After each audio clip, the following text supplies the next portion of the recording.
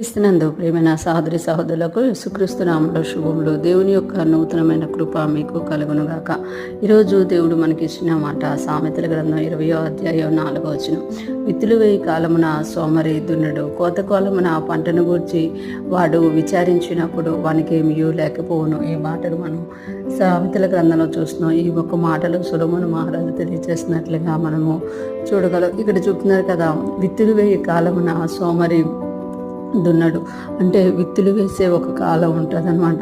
విత్తులు వేసే కాలము ఎలా ఉంటుంది అంటే వర్షాకాలంగా ఉంటుంది అనమాట. ఆ వర్షం పడినప్పుడు ఆ భూమిని చదును చేసుకొని దానిలో విత్తనాలు వేయాలి అనమాట. కానీ ఆ వర్షాకాలం రాగానే అబ్బా వర్షం పడుతుంది కదా, రేపు చేద్దాంలే, ఇంకొక రోజు చేద్దాంలే అని సోమరు ఏం చేస్తాడంటే ఆ విత్తుల కాలాన్ని అంతటినీ కూడా అలాగ గడిపేస్తాడనమాట. విత్తులు వేయి కాలమున సోమరి దున్నడు. విత్తులు వేయాలి అంటే ముందు పొలాన్ని దున్నాలి. ఆ పొలం దున్నడానికి ముందు వర్షం పడుతుంది.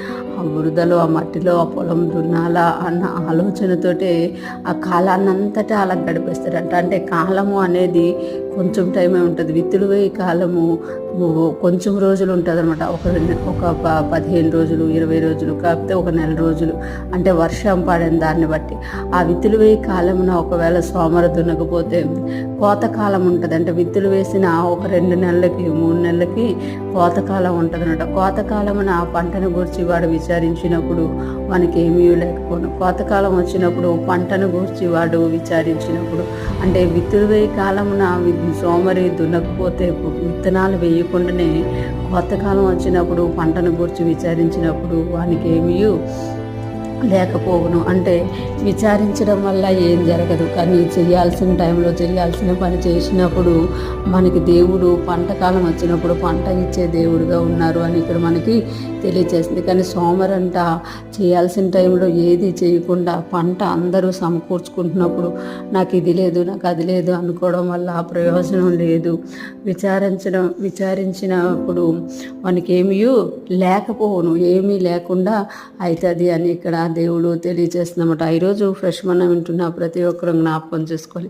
మనం చేయాల్సిన టైంలో మనము చేసినప్పుడు, మనం ప్రార్థించాల్సిన టైంలో ప్రార్థించినప్పుడు, మనం ఉపవాసం ఉండాల్సిన టైంలో ఉపవాసం ఉన్నప్పుడు, మనం ఏదైతే చేయాలి ఆ టైం ఉంటుందో ఆ టైంలో మనం అది చేసినప్పుడు, మనము పంట వచ్చిన టైంలో మనం విచారించక్కర్లేదు, దానికి అదే మనకు పంట వస్తుంది అనమాట. మనం కొన్నిసార్లు ఏం చేస్తాము అని అంటే చేయాల్సిన టైంలో మనం ఏది చేయకుండా, ప్రార్థించాల్సిన టైంలో ప్రార్థించకుండా, ఉపవాసం ఉండాల్సిన టైంలో ఉపవాసం ఉండకుండా, దేవుని సన్నిధికి వెళ్ళాల్సిన టైంలో దేవుని సన్నిధికి వెళ్ళకుండా పంట వచ్చే టైం గురించి మనం విచారించినప్పుడు మనకేమీ దొరకదు అని ఇక్కడ సొలొమోను మహారాజు తెలియజేస్తున్నారు. ఈరోజు ఫ్రెష్ మనం ఉంటున్న ప్రతి ఒక్కరూ కూడా ఆత్మీయంగాను శరీరకంగాను సోమరితనాన్ని వదిలిపెట్టేసుకొని చేయాల్సిన టైంలో దేవుని చూస్తూ అన్ని విషయాలు చేసినప్పుడు దేవుడు తగిన కాలంలో మనకు పంటనిచ్చి ఆశీర్వదించే దేవుడుగా ఉన్నారు. దేవుని యొక్క కృప మనందరికీ తోడుగా ఉండి నడిపించునుగాక. ఆమేన్.